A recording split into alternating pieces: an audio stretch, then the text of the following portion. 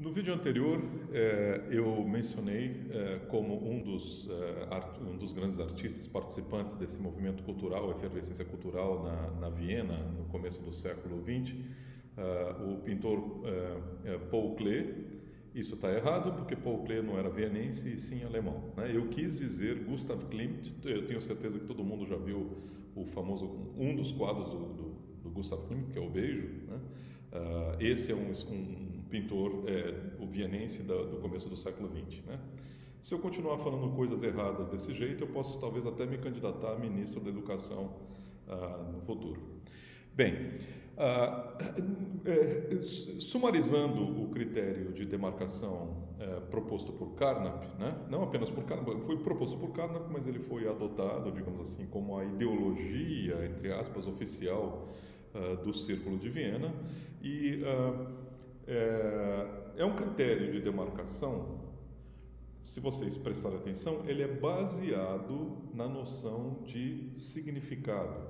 Tá? Então veja que é uma separação entre ciência e não ciência, baseado na noção de ter ou não ter significado. Significado que é uma noção linguística, né? Uma noção que tem a ver com a linguagem, com a filosofia da linguagem. Eu falei para vocês que Wittgenstein falava do significado das sentenças, né? Então é baseado numa noção de significado, e veja que curioso, né? O significado de uma expressão, uma expressão só tem significado, em primeiro lugar, se ela tiver uma expressão, uma sentença só tem significado se ela tiver um método de verificação, ou seja, se tiver um procedimento para checar se ela é verdadeira ou falsa, tá? Em primeiro lugar. Em segundo lugar, o procedimento de checagem se ela é verdadeira ou falsa é o próprio significado, tá? Quer dizer, é uma tese, aqui digamos, é uma tese da filosofia da linguagem, né? Que identificando o significado de uma sentença com um método, um procedimento, que é um procedimento, evidentemente, na maioria das vezes científico, né? Para checar se ela é verdadeira ou falsa. Então, no caso de Carnap, esse critério verificacionista de demarcação, né, é ao mesmo tempo um critério de significado, tá certo?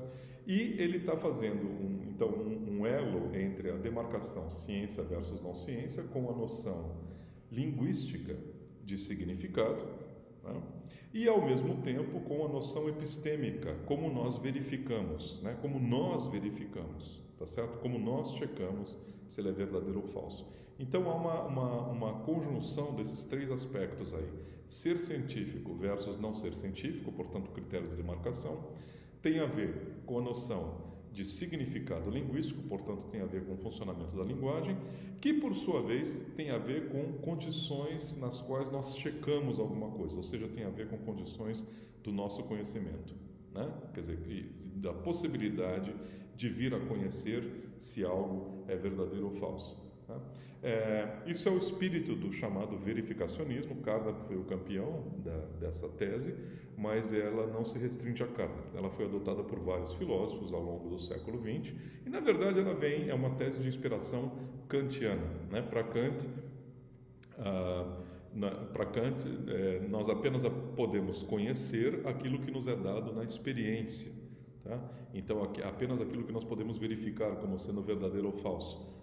Coisas que não são dadas na experiência, por exemplo, temas como a liberdade, aspectos metafísicos do mundo, se não são dados na experiência, se não existe um método de verificação, então nós não podemos conhecer, né? Então é uma ideologia, digamos, filosófica de inspiração kantiana. Mas então o resumão do critério de significatividade de Carnap, que se reflete no critério de demarcação, é que existem apenas dois tipos de sentenças com significado, que são sentenças, portanto, científicas, que fazem parte da ciência. Umas são aquelas sentenças que são empiricamente decidíveis, né? Ou seja, elas são uma composição lógica de sentenças atômicas ou sentenças protocolares, e cada uma dessas sentenças atômicas é diretamente decidível, né, pela confrontação com a realidade, né? Então são as sentenças empíricas, né, que são verdadeiras ou falsas em virtude de como o mundo é. Essas têm significado.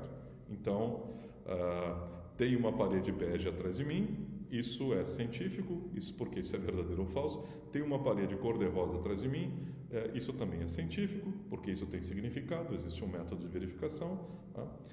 Tem uma parede azul atrás de mim, hoje não é verdadeiro, no vídeo anterior era verdadeiro, e portanto as duas, essa também é uma proposição, uma sentença científica, né? Então, em primeiro lugar, as sentenças empíricas, né, que podem ser verificadas, podem ser tornadas verdadeiras ou falsas pela realidade, pelo mundo, né? Mas também existe um caso limite daquelas sentenças que são verdadeiras, qualquer que seja a forma que a realidade assuma, né? Que são aquilo que nós falamos anteriormente de verdades necessárias, ou aquilo que Wittgenstein, para usar o vocabulário preferido de Carnap, aquilo que Wittgenstein chamaria de sentenças tautológicas, né? Sentenças tautológicas são aquelas que são verdadeiras independentemente de como o mundo se comporte. Por exemplo, tem uma parede bege atrás de mim, é verdadeira, né? Não tem uma parede bege atrás de mim, é falsa.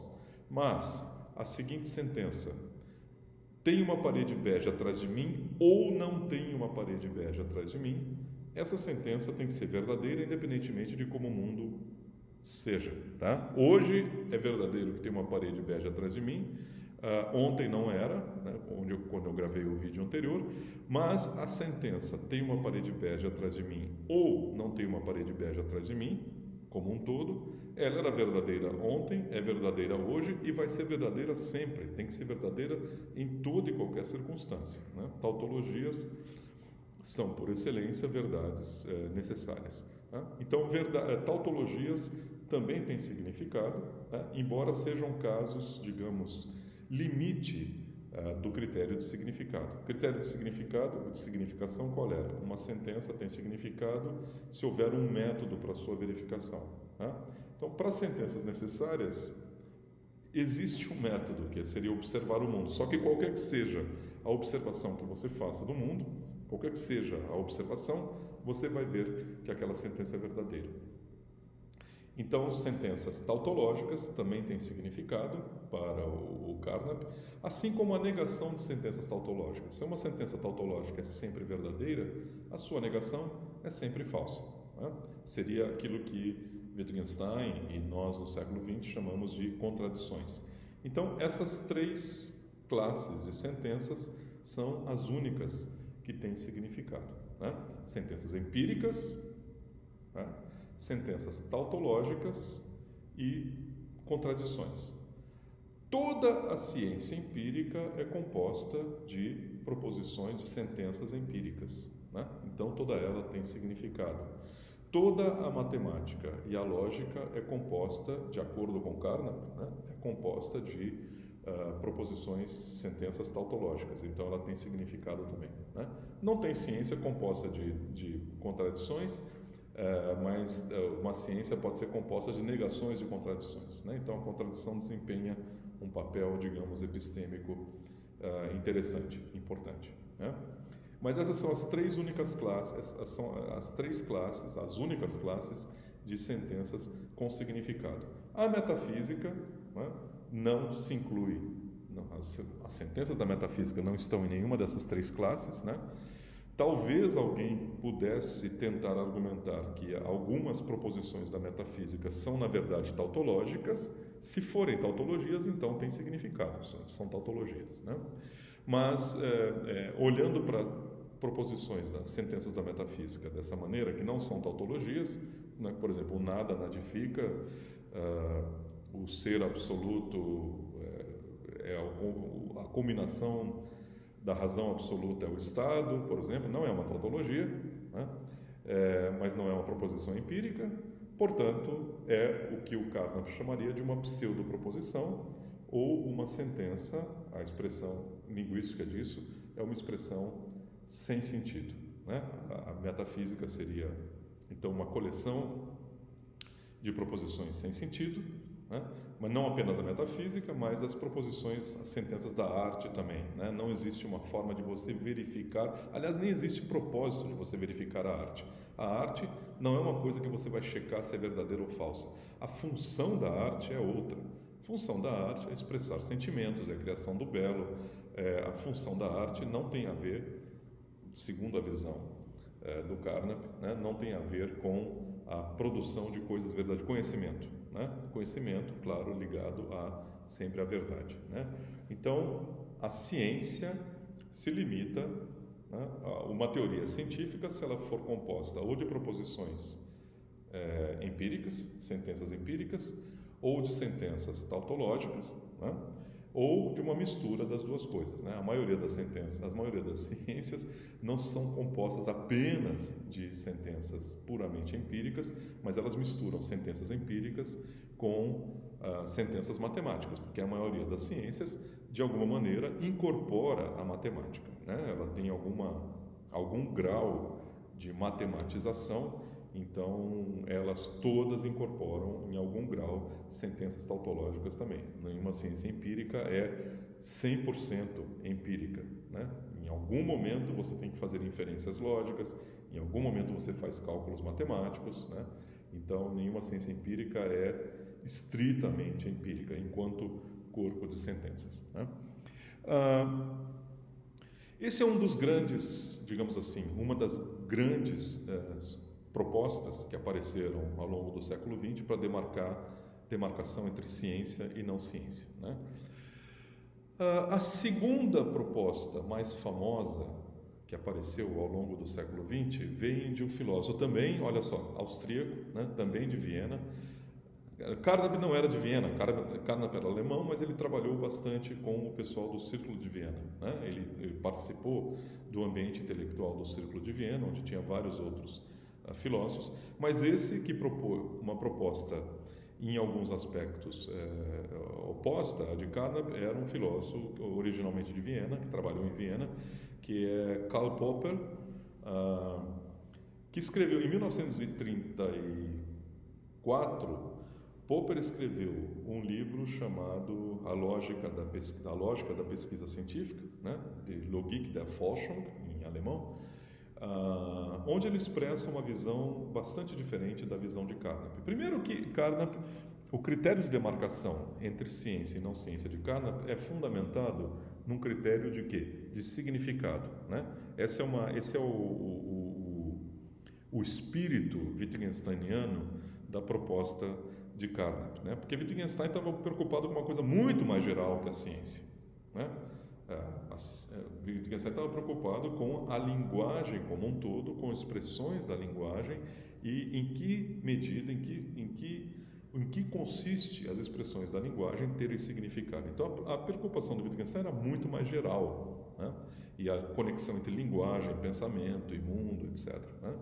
Mas esse espírito esse espírito da critério de demarcação ser derivado, ser um filhote de um critério de significado que veio bater em Carnap, que veio veio de Wittgenstein para Carnap e para o Círculo de Viena, né? É de um critério de demarcação centrado ou focalizado na questão do significado. Ciência deve ter de ser aquilo que tem significado, enquanto não ciência, né, onde cabe na não ciência essas várias coisas, desde o puro charlatanismo até coisas extremamente respeitáveis, como a arte, rituais culturais, etc. Mas nisso aqui,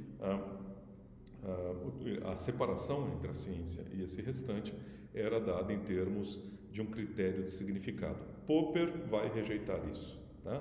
Popper vai buscar um critério de demarcação da ciência em termos de mecanismos dentro da ciência, de como é o